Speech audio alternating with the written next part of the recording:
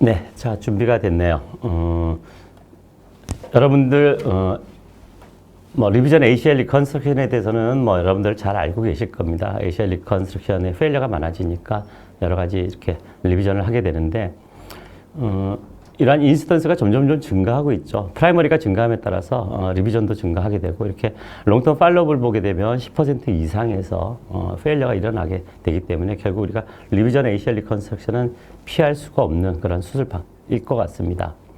이게 뭐가 하나 로스가 됐는데요.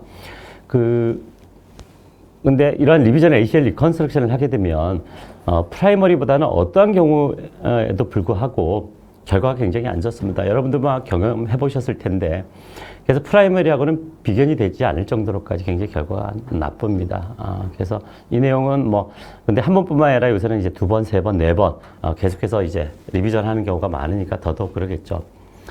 그래서 이러한 리비전 ACL 리컨스트럭션 할 때 조금이라도 어떻게 결과를 향상시키기 위해서는 과연 왜 이렇게 리비전이 결과가 안 좋은지에 대한 이런 리스크 팩터에 대해서 여러 가지를 고려해야 될 것 같습니다. 그래서 일반적으로 우리가 고려할 수 있는 게 보통 이렇게 리비전 하는 경우에는 여러 번 하다 보니까 아무래도 환자 나이가 있고 5, 60대가 됐는데 과연 이 환자들에 있어서 과연 리비전을 할 필요성이 있는지 아니면 그냥 살라고 할 것인지에 대한 문제라든지, 그 다음에 동반된 손상으로서 콘드랄 리전이나 메니스칼 인저리 같은 거 있죠. 어떻게 치료할 건지.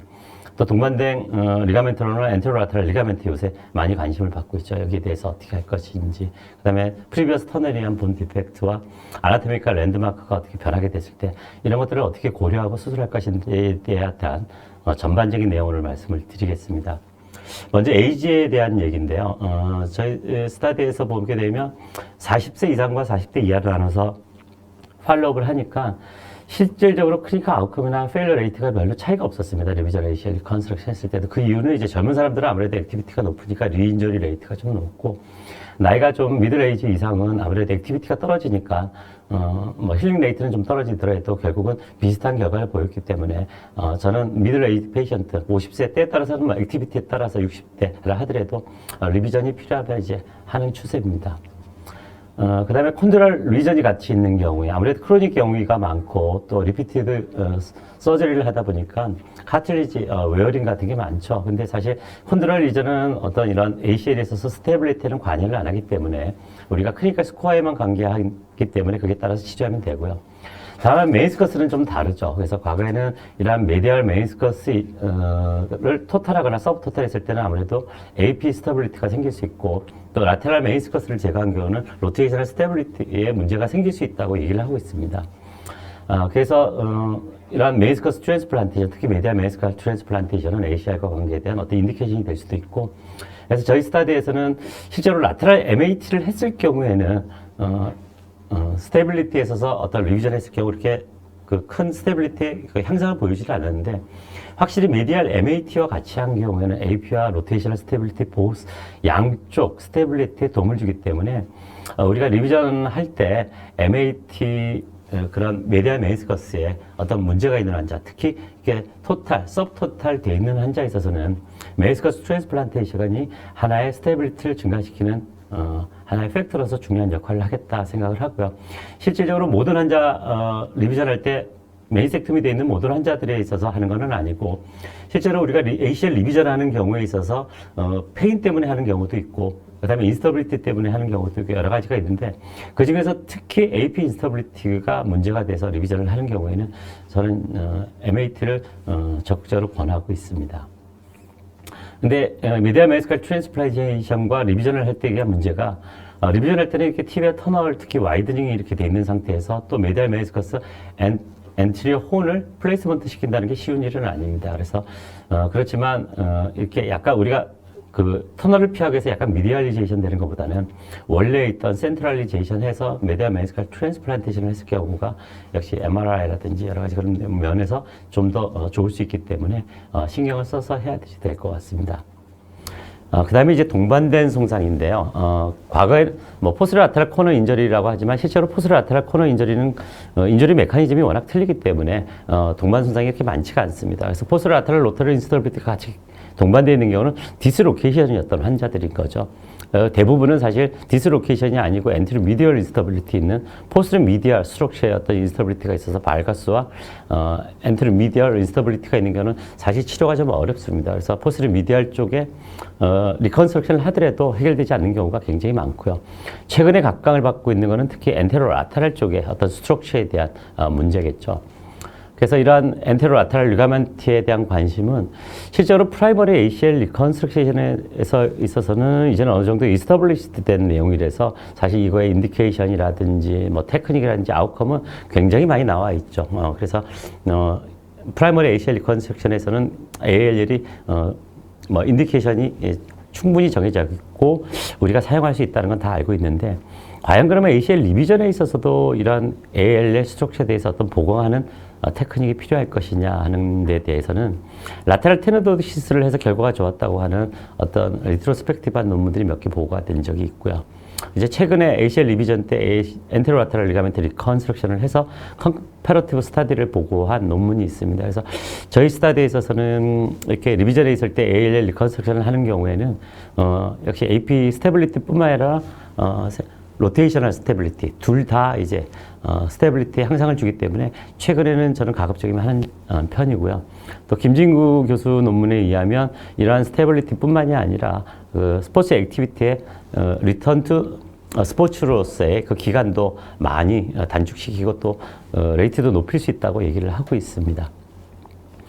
그 다음에 우리가 가장 어렵고 흔히 보고 또 흥미가 있는 게 본 디펙트죠. 프리비어스 터널로 인해서 생긴 이러한 본 디펙트가 있게 되면 아무래도 굉장히 어렵죠. 이걸 피할 것이냐 어떻게 할 것이냐 생각도 많이 해야 되고 또 이러한 본 디펙트가 있는 상태에서 터널 와이드닝이 있는 상태에서 그대로 수술을 하게 되면 아무래도 그 서큘레이션의 문제라든지 힐링 포텐셜의 문제 때문에 결국 결과가 안 좋게 됩니다. 그래서 이런 경우에 우리가 본 디펙트 있는 데는 저는 3D CT를 루틴으로 체크해서 반드시 그 이밸류에이션을 해야지 되고요. 사실 가장 해피한 경우는 이런 경우죠. 뭐 제가 했던 다른 사람이 했던 간에 아나토믹한 한 위치에 이렇게 포지셔닝이 되고 터널 와이드닝도 없고 그러면 뭐 아주 쉽게 우리가 리비전이라 하더라도 프라이머리처럼 진행할 수 있는데 그래도 결과는 프라이머리보다는 안 좋습니다. 왜냐하면 이런 서라운딩 컨디션이 훨씬 더 카타볼릭적이기 때문에 실적으로 그래도 프라이머리보다는 좋지 않다는 건 염두에 두셔야 됩니다. 근데 하물며 이렇게 좀 애매하게 이렇게 터널이 뚫린 경우에는 굉장히 어렵죠. 터널 와이딩도 심하고, 이거 피하자니 피하기도 어렵고, 본 그래프타자니 식다고 걸리고, 아예 이렇게 완전히 다른, 우리가 옛날에 아는 포스트 티비얼 터널이라든지 엔티리어 피무랄 터널 쪽에 뚫는 경우는 오히려 또 쉬울 수도 있습니다. 완전히 화이트 디퍼런트한 이런 터널을 아나토믹하게 뚫을 수 있으니까. 그래서 이런 경우가 제일 문제겠죠. 그래서 그게 따라서 뭐 과거에 이걸 뭐 싱글로 할 거냐, 뭐 투 스테이지로 할 거냐, 뭐 보는 것들을 어떻게 할 거냐, 뭐 다이버전트를 할 거냐 여러 가지를 얘기하는데 실제로 여기에서 얘기하는 것처럼 이렇게 5가지로 대별할 수 있는 건 아니고요. 정말 케이스 바이 케이스입니다. 한 100케이스가 있다면 100케이스 다 다른 나름대로의 어떤 그래프를 사용할지, 본 그래프를 어떻게 할지, 픽세이션을 뭘로 할지, 원 스테이지, 싱글 스테이지를 할지, 투 스테이지를 할지 모든 환자가 다 개인별로 다른 것 같습니다. 그래서 훨씬 더 복잡한 것 같습니다. 그래서 현재까지 이런 그 본 디펙트에 대해서 싱글 스테이지로 할 거냐 아니면 투 스테이지로 할 것이냐에 대한 얘기도 워낙 다양하기 때문에 아직 그렇게 우리가 컨센서스는 없는 것 같습니다. 그래서 저는 터널 와이딩에 대해서 뭐 다른 분들도 굉장히 관심이 많으시겠지만 제가 때는 리비전들이 다 결과가 그렇게 썩 좋지를 못해가지고 도대체 원인이 뭘까를 생각해서 원인을 저는 가장 큰 원인을 이걸로 스스로 두고 있어서 여기에 대해서 컴패러티브 스타디를 한번 해봤습니다. 그래서 12mm를 기준으로 나눴는데 왜 12mm냐 하면 우리가 요새는 소프트 티슈 픽스 그래프트를 사용하는 경우는 보통 햄스트링을 사용하거나 뭐 알로티비아스 엔티리어를 사용하거나 보통 너무 크지 않은 터널을 뚫죠. 보통 8mm 플러스 마이너스 뭐 이렇게 터널을 뚫는데 과거에는 우리가 오토본 파트나 텐덤본을 하거나 그런 경우는 보통 10mm 터널을 뚫었기 때문에 그리고 일반적으로 모든 터널에 있어서 20% 플러스 마이너스 정도는 뭐 피지올로직은 아니지만 실제로 얼리 그 힐링 타이밍에 있어서 터널 와이드닝이 있는 것으로 되어 있어서 제가 기준을 12mm로 잡았습니다. 그래서 미드 투 롱텀 팔로우로 제가 한번 확인을 했었고요. 그래서 결과는 뭐 예측했던 대로입니다. 그 12mm 이하의 터널 와이드닝이 있는 경우에는 라크만이라든지 피보 시프트 그리고 텔로스 스트레스에서 아무래도 터널 와이드닝이 12mm 있는 그룹보다도 스테빌리티가 훨씬 좋았고, 제가 가장 관심 있었던 그 서바이벌 레이트죠. 결국은 과연 이게 어느 정도 살아남을 수 있는 거에 대한 서바이벌 레이트에 있어서는 그룹 A, 그러니까 터널 와이드닝이 12mm 이내인 경우가 15year 서바이벌 레이트가 한 93% 정도 되고, 그 다음에 터널 와이드닝이 12mm 이상인 경우는 약 85% 정도니까 실질적으로 15% 이상의 페일러가 되죠. 12mm 이내다 하더라도 한 7% 정도 페일러는 가지고. 그래서 지금은 터널 와이딩을 보고 일단 싱글 스테이지와 투 스테이지를 일단 저는 결정하고 있습니다. 그래서 12mm 이상이면 가급적이면 투 스테이지 오퍼레이션을 하는 걸 원칙으로 삼고 있습니다. 또 하나 우리가 신경 써야 될 게 이러한 크로닉 ACL, 특히 또 리비전 이렇게 케이스가 되게 되면 아무래도 그 피봇이 계속 발생하다 보니까 메스컬 스테어도 생기게 되고, 또 프리비어스 오퍼레이션에서 메섹토미한 경우도 있고, 콘드랄 미디어 컴파트먼트의 콘드랄 그레이드 4, 특히 키싱 이전도 많이 나타날 수가 있죠. 그러다 보면 바로스 디포미티가 생길 수 있고, 또 그렇지 않다 하더라도 우리나라 사람들은 워낙 피지올로직 바로스가 있는데 이게 심해지면서 정말 시비어한 바로스 디포미티, 저는 이제 미케니컬 엑시스에 따라서 거의 10% 이내로 들어오는 그런 시비어 바로스 디포미티가 있을 때는 역시 우리가 ACL 리비전하면서 하이티비알 오스테토미를 생각을 안 할 수가 없습니다. 그래서 저는 이런 경우에 있어서 하이티비알 오스테토미를 같이 ACL 리비전을 하면서 시행을 하는데, 문제는 ACL 리비전도 참 생각할 게 많은데 거기다가 하이티비알 오스테토미가 같이 한다면 과연 이걸 싱글 스테이지로 할 수 있느냐, 그런 여러 가지 문제점이 생길 수 있습니다. 그래서 저는 어떨 때 하이티비알 오스테토미와 ACL 리비전 할 때 투 스테이지하고 싱글 스테이지를 하느냐, 일단은 원칙은 가급적이면 투 스테이지 오퍼레이션 하는 걸 원칙으로 합니다. 왜냐하면 ACL 리비전 케이스는 아까도 얘기했듯이 하이티비알 티비알 오스테토미를 할 정도면 카타볼릭 인바이러먼트입니다. 대부분 보면. 그래서 이것으로 인해서 뭐 카틀리지 문제, 메이스커스 문제, 거기서 나오는 아포프토시스 된 셀에서 나오는 그런 엔자임에 의해서 그래프트 페일러가 될 가능성도 높고, 또 이제 하이티비알 오스테토미 한 다음에는 아나토미컬 랜드마크가 많이 변하게 되죠. 그러다 보니까 기술적으로도 어렵고 그런 컴플리케이션이 더 많이 생기기 때문에 이런 수술을 하면서 원 스테이지 할까 하는 생각이 들어서 12월 렉스트가 있는 경우, 그러니까 그레이드 3 이상의, 그레이드 4 이상의 인스터빌리티가 있는 경우에는 두 가지 수술을 했을 때 페일러가 많아서 그런 경우에는 투 스테이지로 하고요. 또 올드 에이저스도 투 스테이지 합니다. 또한 터널 와이드닝이 12mm 있을 때 아까 얘기했듯이 투 스테이지 하고, 컨커미턴트 서저리로서 우리가 하는 경우에 뭐 아까 MAT를 같이 한다거나 아니면 카트리지 리페어를 같이 한다거나 여러 가지 이제 수술을 같이 하는 경우에도 투 스테이지를 많이 고려하고 있습니다.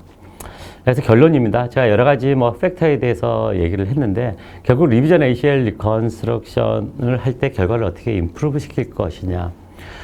모든 개개인마다 가지고 있는 그 리스크 팩터들이 다 다릅니다. 그래서 뭐 어떨 때는 이렇게 하라 저렇게 하라 하기에는 너무나 많이 다양성을 가지고 있기 때문에 그 환자 개개인이 갖고 있는 올 리스크 팩터를 fully analyze 한 다음에 우리가 치료를 해야지만 좋은 결과를 볼 수 있다고 생각하고, 저는 여기서 이제 강의를 마치도록 하겠습니다.